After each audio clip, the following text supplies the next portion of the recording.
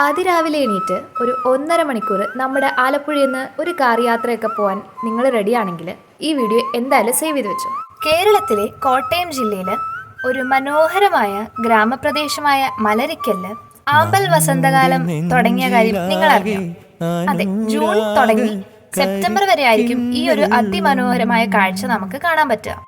അതിരാവിലെ സൂര്യോദയത്തോടൊപ്പം ആമ്പൽ പൂക്കളെ കാണാൻ ഒരു പ്രത്യേക ഭംഗിയാണ്.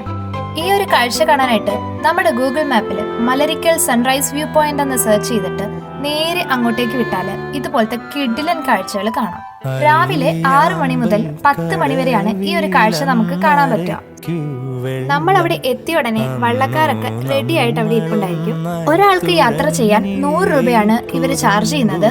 ദൂരവും സമയവും അനുസരിച്ച് ഇതിന്റെ വില കൂടുന്നതായിരിക്കും.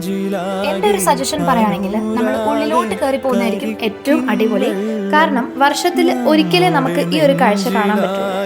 എല്ലാ വർഷവും കൊയ്ത് കഴിഞ്ഞ് പാടത്ത് വെള്ളം കയറ്റുമ്പോഴാണ് ആമ്പൽ കിളിർത്തു തുടങ്ങുന്നത്. വെള്ളം വറ്റിക്കുന്ന സമയത്ത് ചെടിയിൽ വീണ് കിടക്കുന്ന വിത്താണ് പിന്നീട് കിളിർത്തു വരുന്നത്. നല്ല അതിമനോഹരമായ ഈ കാഴ്ചയിൽ ഫോട്ടോസ് എടുക്കാൻ നമ്മൾ എങ്ങനെയല്ല തിരിച്ചു പോവുക.